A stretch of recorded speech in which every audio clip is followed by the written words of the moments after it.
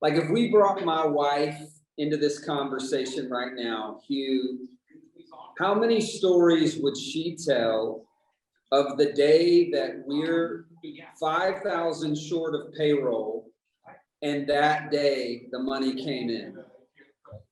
I mean, I would say 8 out of 10 of payroll times, that's our story. Yeah.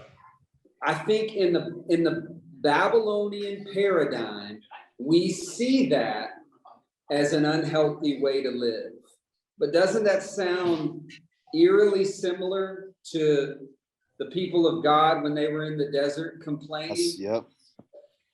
You feel me? So I'm like, yeah, this is cliche. Like it's the same old story, but I'm going. It is cliche, but it's like really real. It seems like Yeah, anybody doing this seems to have the same stories.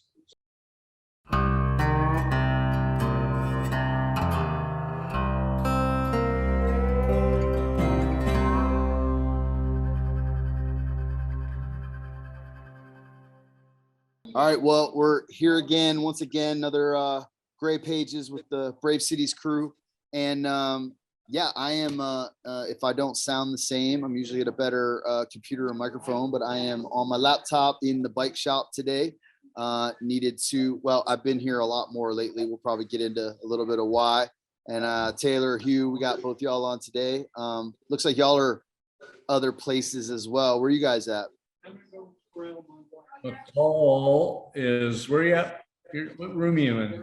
I'm in our co-working space. It's called Groundworks. It's one of the spaces we started in Alton about a year ago. I'm in the conference room right now. It's not being used. Yep. I am up in the postmaster room of the top floor of Post Commons. Apparently an old postman way back in the day hung himself in here. Probably pastor in a church. That's a bad joke. Well, it's a funny joke though, but we figured since we were kind of in our spaces today, one of the things that we've been, we have mentioned in some of our former conversations, we've talked about the importance of convergent spaces. We've talked about marketplace engagement a little bit, back in our Agora conversation, and thought, maybe we might just kick into a little bit of the, the why behind some of that thinking, like why is that kind of engagement important, the challenges of that kind of thing. And I don't know, we'll just kind of roll from there. Do you guys have any thoughts to how we could frame or kick that off? Well, let me throw some at you. This last weekend I was down in Colorado at a mega church that actually is really bitten hard on this, and they don't even care if they lose people. They got a space right in the middle of town, and they're trying to convert it, take all the church branding off, and just make it more usable for the city. But they still will obviously meet there. I would like to frame it by saying that's probably not what we're talking about, although that's something maybe we can get into later. As far as like renovating, it's actually not a church building. It's actually in a big like mini mall or mall area. Yep. They had already converted it. They had big church branding. So they're they're neutralizing the building. And that's a way better play, but I'd rather we focus in on like the actual, like why we call it convergent space, what that actually is. So I think Taylor, I think you coined the term. So tell us what you were thinking with that. Well, if it's not too lame, I'd love to read a little excerpt from our book that's coming out soon. So we can kind of flow from this, but this is just a paragraph and a half on convergent spaces. Everybody hang on, this is so well written. Y'all are gonna want to pay attention to this. Buckle up. All right. Kidding. So here's what we wrote. There's a notable and mysterious experience that happens when kingdom people encounter other kingdom people. Faith, hope, and love are transferred in a tangible and recognizable way. The idea of not forsaking the assembling and stirring one another up to love and good works was meant to be far more robust and holistic than sitting in rows one day a week and listening to a lecture. A convergent space is an intentional home, business, or social space where people know they will encounter other people with kingdom hope in them. It's the idea of the power and presence of God in us. We must begin to rethink and intentionally reshape the way we converge in our natural rhythms of daily life. We have to encounter each other regularly. In the same way, the poor, lost, and lonely have to know where these spaces are so they can go there to find the good news of the kingdom. I'll stop there. That's kind of the good side of it. I want to talk about that. There's also not necessarily a bad, but a hard side of it. We need to talk about that too, John. You're sitting in one of y'all's convergent spaces because you've lost your head tech to another job. And now you're having to come back in and fill that role in management. And Hugh, how many times have we had to step in with no pay, no incentive other than keeping the space running? But we do it because we believe that these spaces, let's say kind of as a metaphor and a reality, Monday through Saturday, are some of the most important rhythms that we can create to building peace and healing the sick and cleansing the leper, that idea in our city. So yeah, we build these spaces really intentionally with the strategic product or placement as far as location in our city geographically, because we want to bring the kingdom tangibly where it starts to rub up against evil or brokenness or whatever else that might be. And we call them convergent spaces because the primary, like Luke, is it Luke 10 or Luke 12? Luke 10. Luke 10, the beginning of that talks about to seek peace. So somehow you have to bring peace to bear at the very beginning. So like when we did this, it was, we had no idea all the stuff we'd build out, but it was like, we have to do something to encourage and get people going, man, there's just, at least we got something in this town. So that's what I mean by convergence. Like there is something that just happens if people can come together. The alternative is if you don't have a convergent space, the question is, what do you have? So it used to be you'd have a church service you might invite people to. That is not going to happen. Then your only other option might be your house. And house, like we said, can be a convergent space, but for a lot of people, that's also weird space. That's right. So having a convergent space where those that really may not even, where the homeless don't have a home. So where they can even be a part of your community to anybody is what we're really talking about. We, as Taylor and I were talking, we actually said, when you get started in a city, you have to begin to build out from an apostolic hub. So another way of saying convergent space would be like an apostolic hub where all the activity begins to kind of flow out of. So yeah, just for clarity. I always go ahead, John. You go ahead. No, it's funny, but just thinking back to the, even the conversation around Agora, but like the town square kind of thing, or like there are places apart from like our enterprise. When you look at a city, when you look at a neighborhood, there are places that people do converge, where people do come together. There might, sometimes those are around activities, like there's the park or a sports arena or something like that. And for a lot of folks, it's the supermarket or the place where you're going to go get what you need. And there's something about like being present in the marketplace. So like the way you're framing is like having a place where community really gathers and like apostolic leadership and all that, just kind of like, and that is, there's real intentionality around the setting of that table and the use of that place. But then I also just think of like where you set it, right? Like to say like in the landscape of our own city, like I just came this morning before opening the shop.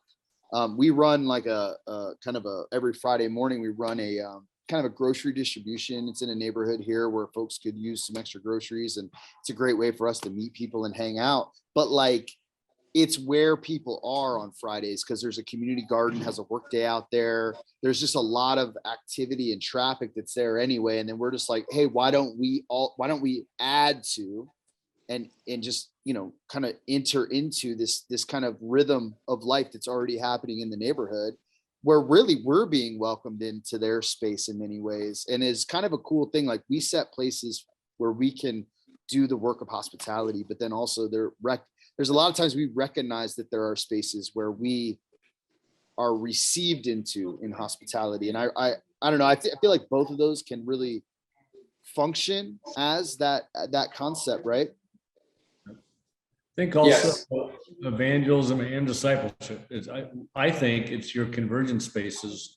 Like, now we're starting to really say we think the new evangelism in the future is actually going to be space making.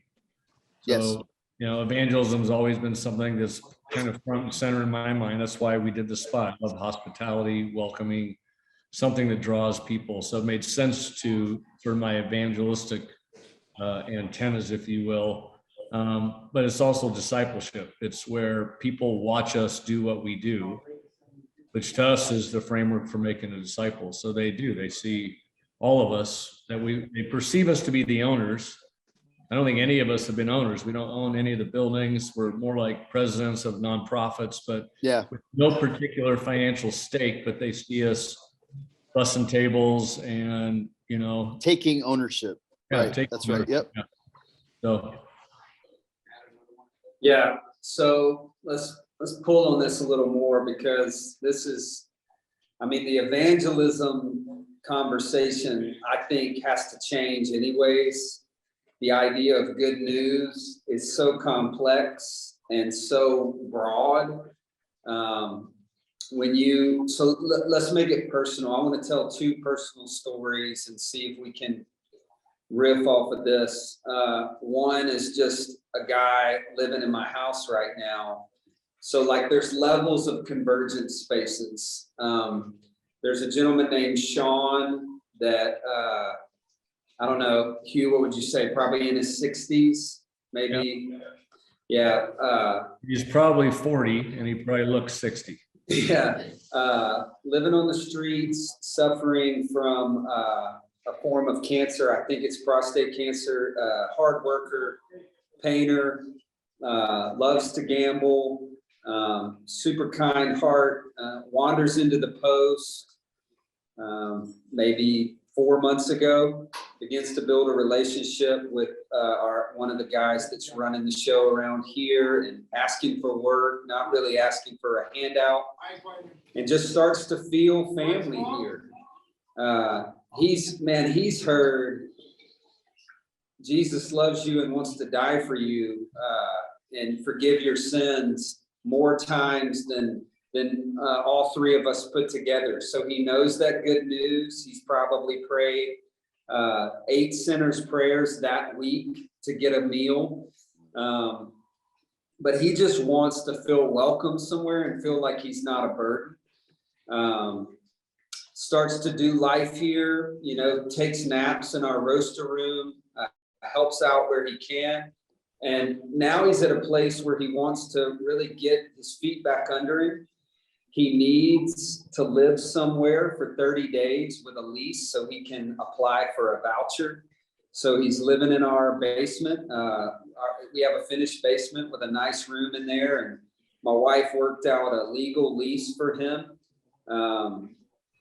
And now he's found himself in like what we would think of as like the second level of convergent spaces, because the home is far more intimidating than a place like the Post or a place like the bike shop.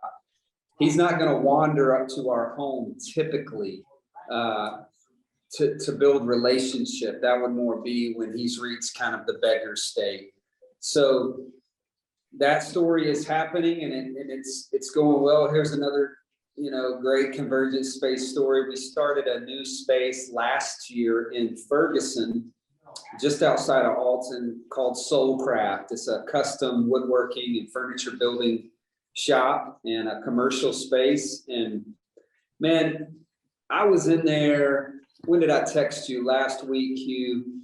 I might have shot you a message too, John, but I was in there working on a project with the guy who heads Soulcraft up. His name's Rodney Fickus, and we'll have him on the podcast soon. But the 3 hours that I was in there, I witnessed 8 people come in the shop randomly, just walking down the street in downtown Ferguson, wanting to know what was going on, wanting to know,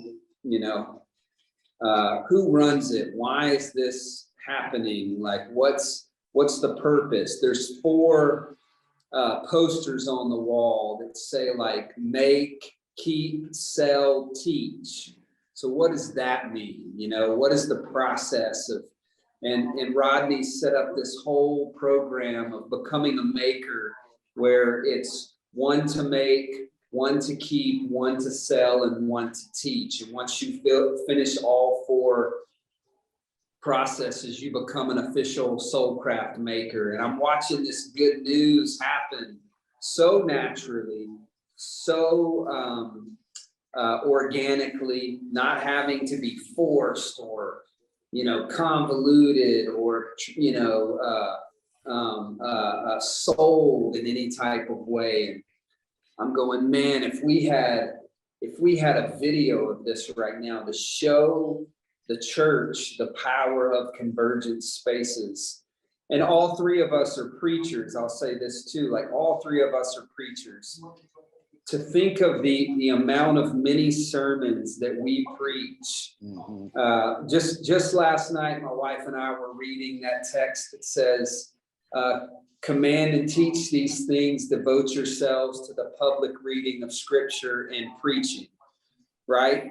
So think about how many times a day you publicly reference the Holy Scriptures or preach a mini sermon in a quick interaction in a convergent space, as opposed to when you were maybe preaching every Sunday at a church or something like that. So that's just some personal testimony of the power of convergent spaces just in the past week. I will tell Cheryl, I think, and I don't do this often, but if I just have some free time, I'm just going to go down to the post and talk to people, because I know there's people here. If I just want to talk to people about life, ask them questions. I do a little 2-minute talk where if I've seen them for quite a while, I've never hung out with them, I'll say, hey, time for your 2-minute talk. And they freak out for a second, give them a little extra coffee. And I just tell them, I say, hey, I can tell you're a regular. And a lot of our regulars become part of the family, and it helps us to remember family members' names if you just tell me 2 minutes of your story. And every one of those 2-minute stories, they talk about God and life and letdowns. And I feel like I've been literally able to share like the entire full gospel story probably with 200 people. And it's just because I decided I can go down, there's people there to talk to. And I'm only talking to regulars. I would never talk to a brand new stranger unless something weird happened. But it just makes the entire sort of gospeling process just like a no-brainer. It's like low-hanging fruit. I don't know what I would do if there wasn't this space, then what do? 15 years goes by and we don't talk to anybody. So I just think it might be this. Yeah, or we do that strange phenomenon where we go out and interrupt people's schedules. Yeah. And say hey, I want to tell you, that unfortunately you're going to hell if you don't let me share this with you right now. And 99% of people, other than clinical sociopaths, despise that experience on every level, whether they're the giver or the receiver. And yeah, I think it begs the question of what happened? When did we shift the narrative to where we were the Agora conversation, John? We were doing life in the market and in the neighboring kind of social aspect of Rhythm and Village, to where good news was just a very natural experience. man, when I'm a big basketball fan, and whenever like NBA season just started back, so I saw two amazing games this week. All I can think about is I want to get up to this space to share some good news with my other basketball buddies who are watching this, and to think that I would have to sit down and go through a program teaching me how to share good news of my love for basketball is very it's an eerie thought. Like, I don't need to program myself to talk about this. I love it. It's great That's right. news. It's great conversation. I have a space to do it. I have people that I know want to converse in this. So Hey, so can I move it to a little bit of practical for a second? I'm trying to think of, like, when we've talked about converting space, what are the most common questions that people ask about the space? Anything come up to you guys over and over? One is how do you pay for it? Well, Okay, yep. This that is a was good next. example. I was How do you gonna, get this. at some point, we got to get into how hard this stuff is. Remember Steve Martin on one of his old albums? He had a bit called "How to Have $1 Million and Not Pay Taxes." And he goes, first, get $1 million. I know that some of you are like watching this going, that's great. Yeah, we heard Halter's story, got a building given to him. Taylor, you guys were flat broke, just learning coffee. How did you guys like come upon the actual building and figure out how to pay for it? Yeah, I mean, no one needs to ever ask Hugh or use Hugh's story as a inform or a normative experience. His is It's only not exactly a informative. roadmap. Yeah, it's not a roadmap. It's actually it's a little us- irritating, honestly. in the missional world, no one understands why this man is given the things he's given. Well, look at him. Yeah, it shouldn't be, the story should not even be out there. It doesn't happen that way. John and I are better examples of how to go about it. So pretty much it's grueling, People who but it's work. not grueling because you love it. It's So how not to grueling because you're passionate about it. You're driven, so yeah, I think that's what we need to talk about is like, I will say though, like in my defense, okay, people have heard our story, and I've mentioned to people, a lot of the cities, especially if you're working with more impoverished areas, I said, you should ask people for buildings. And there's people that have called me back and went, I got one. So, Yeah. I mean, if you're trying to get a great building in the suburbs of Denver, you're not going to get a building. But if you're angling to the poor, you would be surprised. The city may even give you a building. So That's a lot. don't exhaust it, or don't think that you can't get like something pretty big for pretty cheap. I think it's possible. and don't not ask for it, both people and God, like ask for the spaces, ask for the energy, ask for the money. But I think at the end of the day, the reason I wanted to point out that we're all sitting in different convergence spaces right now is because we worked so hard, and we are a part of teams that work so hard to keep these spaces running. Like, I know for a fact that a guy I was with last week in one of his spaces, he's losing money weekly on his space right now, but he knows that he's working towards something that is eventually going to be sustainable. And so he's hustling. He's finding other ways to create sustainability in that space. And then, John's in a space right now that was running smoothly and it's making things happen, but he's also having to, as we're doing this podcast, he's having to manage it because he had his head guy take a job somewhere else. So Sorry, but talk about that. I will in just a minute. Hold on.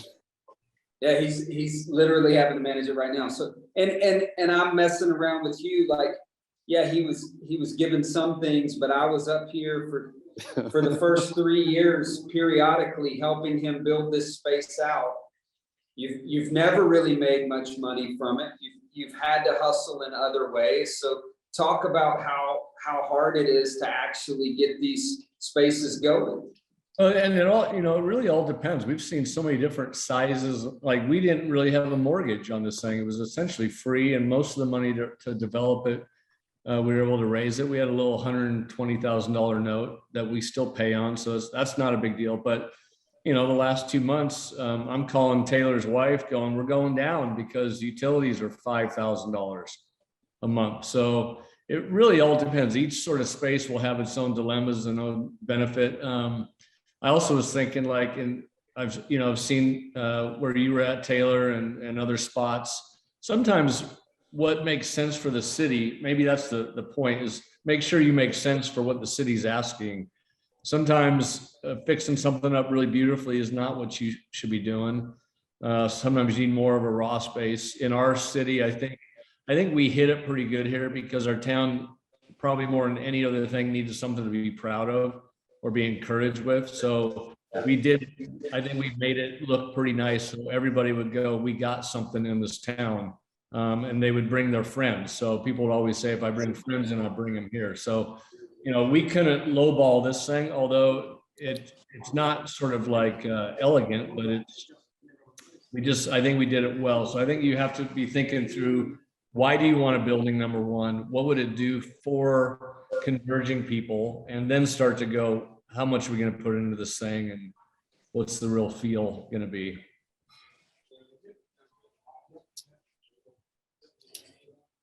That was really All right, John, you got the floor. All right. Well, yeah. So, I mean, you know, we had a couple different spaces we've done over time. I mean, but the bike shop, you know, it's interesting. Like it was, so we're in a part of town that, is now on the rise, I guess, like, but it was really just in decline. And then we're actually our bike shop. So like, I don't know, you can see like, here's the bike shop, but if I keep turning, you'll see behind me, that's a mall that we're in, and which is a really weird place to put.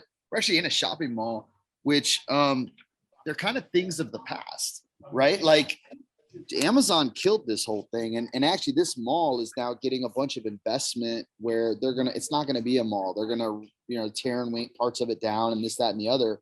But what happened at that time was malls had, and this could be the case for other people, but like I was looking everywhere desperately. I was actually couldn't figure out where we were going to go, because we had prior to this, we had a daytime drop-in center that we had rented. We had some donors that had put some money up for us to rent a space where we were having a place for the homeless to gather during the day. And we did, like, before the bike shop, we had a little, what we called the recycle bin there, where we were running little kind of a homeless bike co-op. But we said, man, we really want to get into the marketplace, and some of these bikes we could actually sell and sustain the program a little more, take on more of a social enterprise model. But I was looking everywhere, and I was getting kind of panicked. Like, I don't think we're going to figure this out. So we were doing pop-up shops, like set up a tent at a community garden or sell bikes on the side of the road, which is what we did for a little while. And I started looking I was like looking at barns or airplane hangars, or like, I just need a space to keep the bikes out of the weather, to have people come and look at this. And actually someone from the underground had called me and said, "Hey, you should look at this mall, because there's all these empty stores. Like they don't have anything going on here. So probably, you know, a little bit of money would be better than no money." And so we reached out to the company, to the mall management company that does the rentals, and we're like, "Look, we are not going to be good. Like we're not market price tenants, but like we see that you have some spaces here that it doesn't look like you're moving them. It doesn't look like." And interestingly enough, like you couldn't come do that here today because now it's full. Like all the spaces here are full, and actually a bunch of them are other. Like there's a robotics lab down here. There's a charter school. There's like a free pharmacy in here. It's really weird to be like in the mall. It's like shoe stores and then nonprofits. But like that's what's taken over, because we kind of led the way a little bit. These others all started moving in and saying, and now like the whole mall is a bit of like a nonprofit kind of innovation convergence space kind of thing. But for us, it's like it was still a very cheap thing, but then actually running it it still has rent, and it's still, for us, it's not high for like, I don't know, for a Finish Line or something like that. But for us, it is still, even though it's kind of like a reduced rent, it's still astronomical as far as I'm concerned. Like, it's hard to do, but we are able to kind of cover our overhead with bike sales and this, that, and the other. But that means we have staffing, and it means we have this, that, and the other. So like, you kind of had to get your head into just running a business.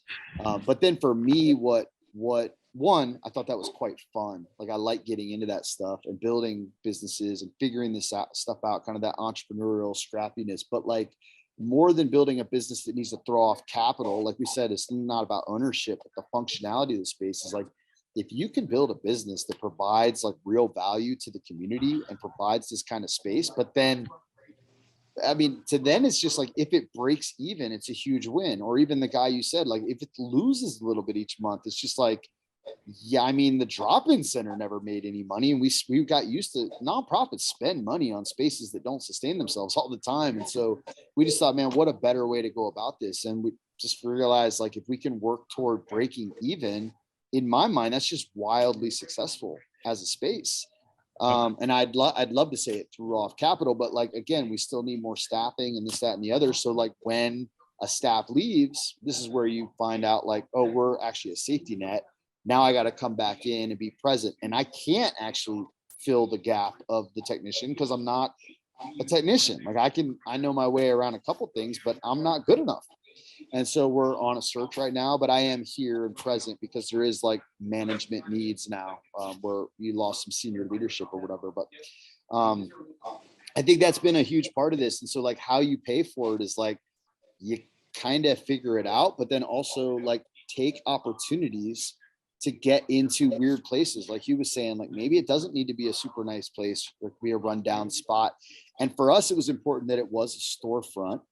But I also think like there's some good examples of things we've done historically where we utilize temporary spaces, like the pop-up shops. We did some things like I think of the Conscious Party, right? Like, we used other people's spaces to say, can we rent a space just for one night a month?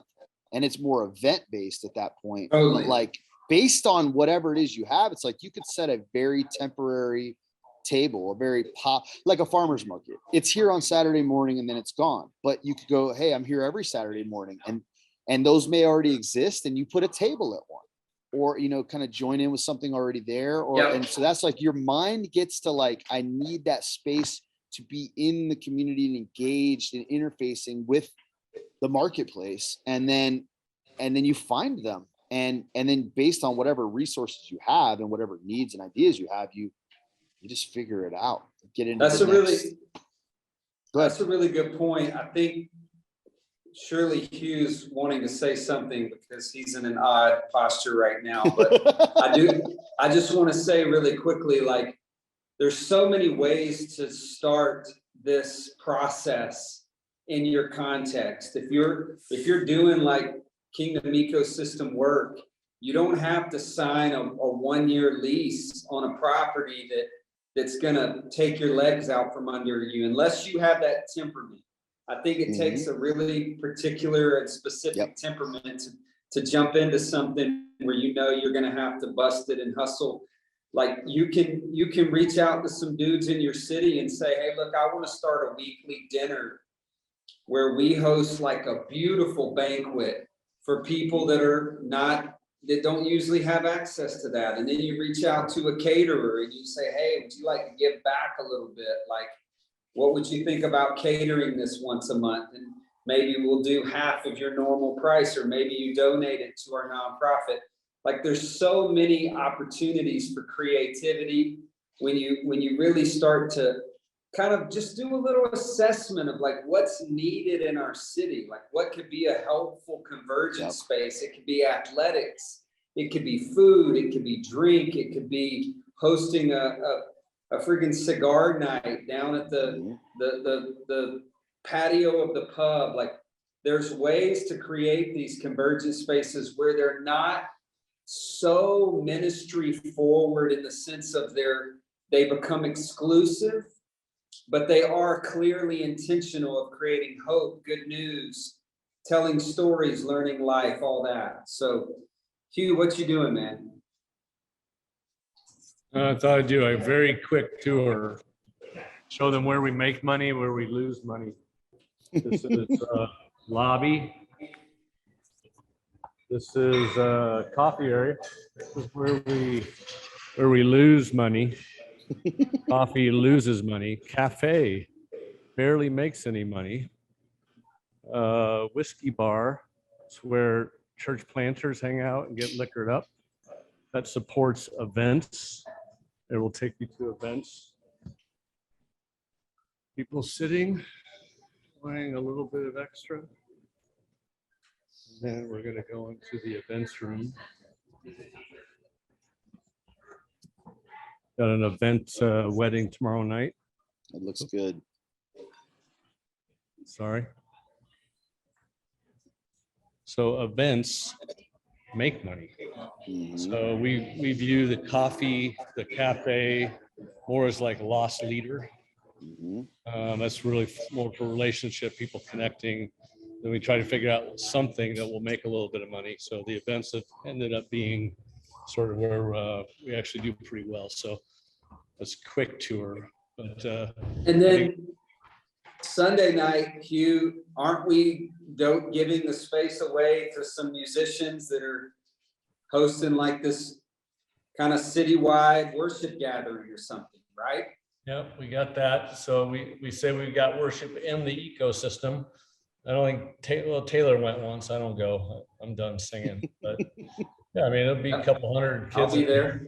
So yeah, I mean, so obviously, I would say the building is mostly, it's like free office space for people that just sit here and work and whatever. But you do have to figure out like how to sustain. What we wouldn't want to do is like go under, and we get very close every month is like a struggle. But we always say, you know, Taylor really coached me up one time when I was like frustrated we weren't making money, because I wanted to make a lot of money so we could do more cool stuff.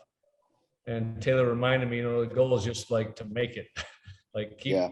you know, increasing your employees and your sort of the infrastructure. But if you're just making it, you're succeeding. So I guess I'm getting used to that, growing some muscles on just barely making it. But It really is. You know, I mean, it's funny. The bike shop, we constantly over the, you know, we're about to celebrate our 5-year anniversary in this space actually next week, and we Chris, who is the tech who just left, but he's like helped build it up, found it. He was here the whole time, and he would always, so there'd be these times where it's like it's the end of the world kind of situation. You know, you name it. It's like we're not going to make rent and payroll, or this bill came in, or we can't get the parts we need, or you know, or for whatever reason we have to close the store down. Like you just one thing or the next, and it's like it's the end of the world. It's the end of the world. It's the end of the world, and all just again and again and again in this very weird way. There would be like providence, like these weird things would happen. I remember there was like this shortage on tubes that happened. Actually, no, this was right when the pandemic started. So you couldn't get tubes or tires, like everything bike related sold out completely. But right before that happened, so we didn't panic. This was a little inverse story of that. But there's an Amazon reseller here in town that sells bike stuff. We didn't even know he existed because he's not a storefront. He's just in a warehouse somewhere selling stuff on Amazon.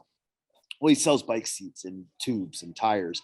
Well, he called us and said, "Hey, I exist in town. I don't sell here, but I sell all over the world. But my warehouse has all these old tubes. I get a lot of returns, and some of they're still good. And I have these pallets of seats, but they don't move very good. And I need them out of my. They're just in my way because I could have a better product in that spot. So can you guys just drive over here with a trailer and pick them up?" And we're like, "Oh, sweet. We're gonna get all these products." So we go over there and we pick all this stuff up. And then it was like immediately after that, nobody could get any anymore. And we had this mountain of tubes in the back room. And I could just tell you story after story after story where Chris, I remember him coming one day and he's like, man, and this isn't because he's particularly like, you know, like uses scripture. He's not a guy running around quoting scripture, talking like church language or whatever, but he knows the story of manna. And he's like, man, I think we might need to rename this place like the Manna Shop, because like it's just again and again and again and again. There's just like providence, like we just have daily bread. He's like, and we keep forgetting. Like every day we go, oh my God, it's the end of the world, run around like Chicken Little. We don't actually fix anything. Like we don't accomplish anything. And then whatever that need was, it just like comes out of like left field. There's just some odd way that God kind of provides and gets us through to the next day. And it has been the most encouraging thing. So to celebrate us here now, celebrating 5 years, it's wild, man, because it was like every month along the way, it was always like the last hurrah, like this is the last day, but just enjoy the process. And, you know, we probably won't be here next year, but that's all good. Like we're having a good time.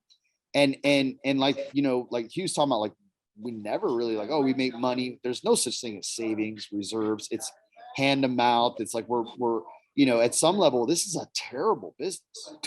It's just a terrible business, but it's just doing good work, and like it's valuable in the community, and we're learning. So like you're being shaped by it, and like can have, I mean, even for me, I'm like, man, like this place like is itself proclaiming like good news to me. Like I'm just like, even that providence, like God is with you, and he's encountered in the space and in the neighbors that come in. You talk about how many like little mini sermons we share, but I'm like, man, but there's just as many that get preached to me by the man that comes in off the street and has something to tell me, including this morning. Absolutely. You know, it's just like I almost broke down after talking to this neighbor today. I was like, God, this dude, and it was just this like prophetic kind of word about like looking out for some of the vulnerable neighbors here. That's what we're wanting to do, but it was just like a better way to do it and walk alongside each other. It's just consistent and constant. And so Johnny, we got to call this one, we'll title it Good Newsing is Space Making. So not just good newsing them, but good news for what it does for all of us as we build this stuff out. How's that? I like it. And just think about, like, carry this thought with us, with whoever's listening.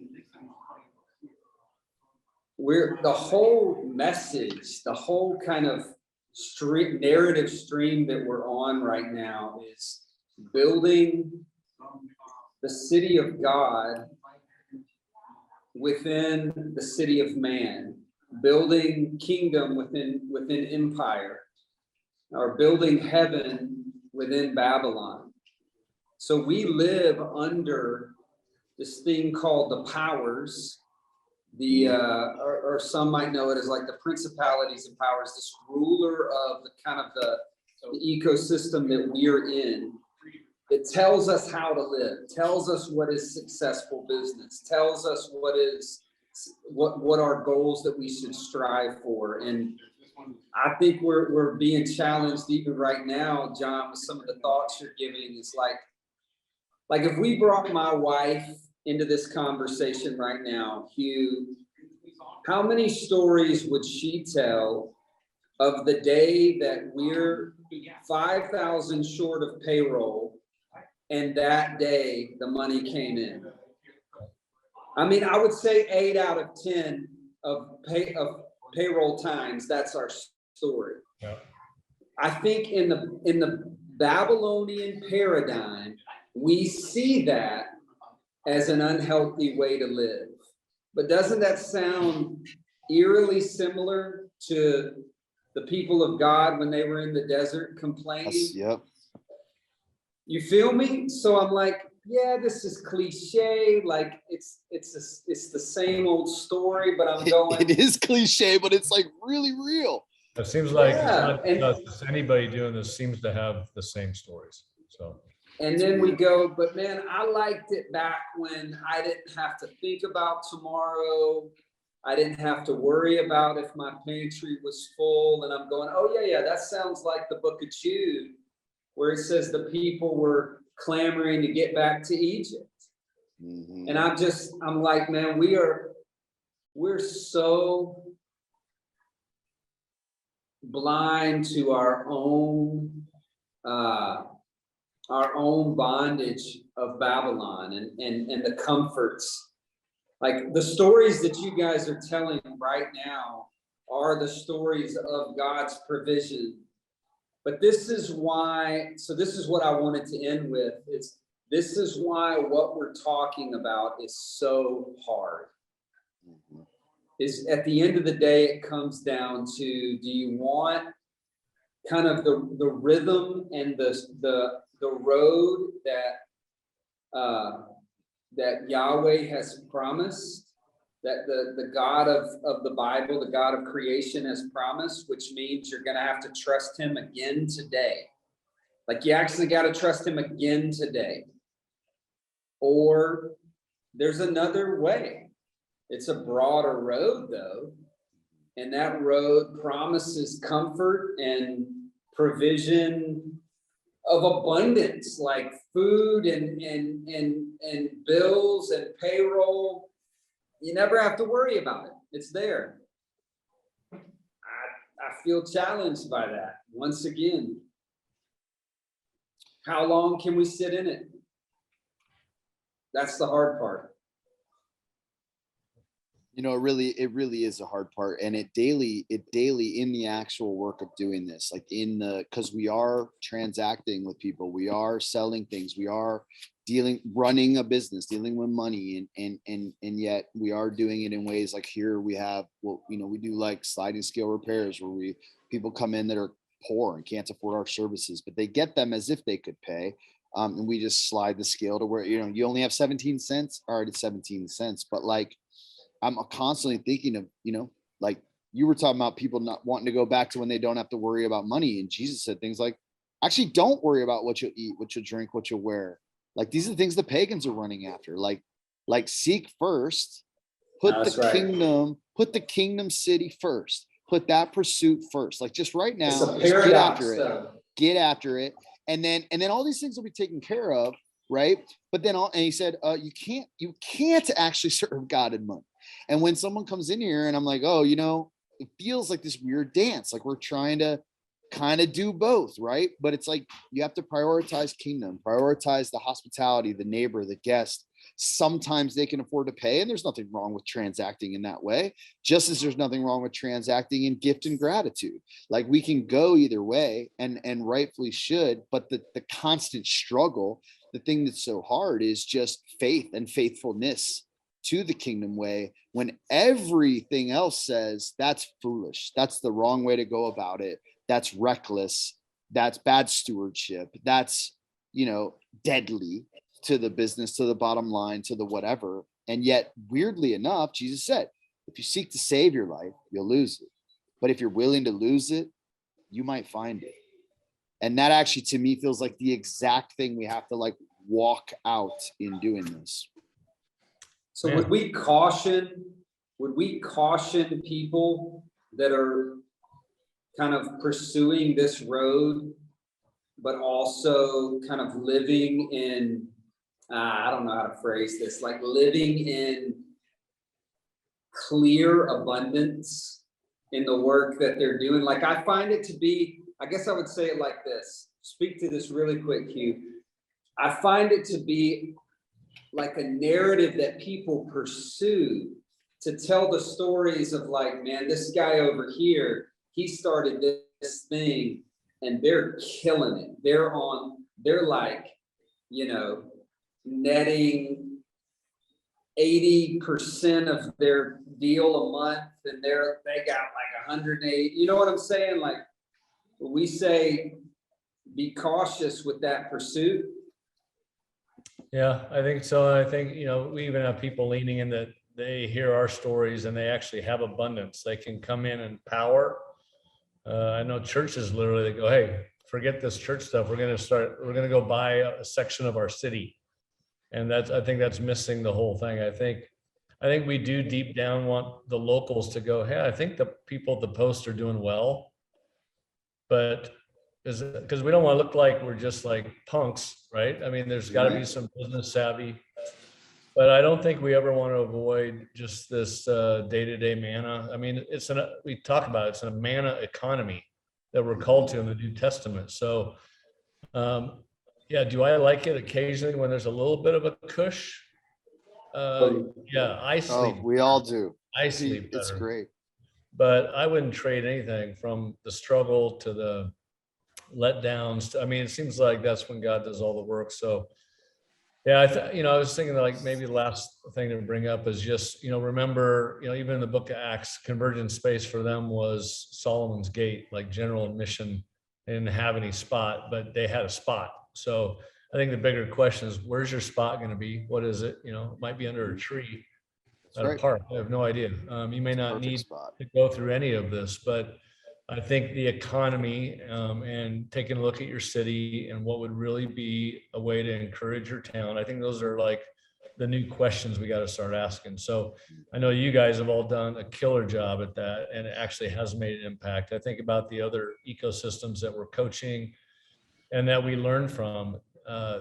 Their spaces are all really, really important to them. And it's not about the building, never has been, but it's about the building of what God's doing. So Mm, you say we don't build the kingdom, but we build things that God built the kingdom on. And I think these convergent spaces are the things we should be building, especially on the front end. So we'll talk more about that, but good one, boys.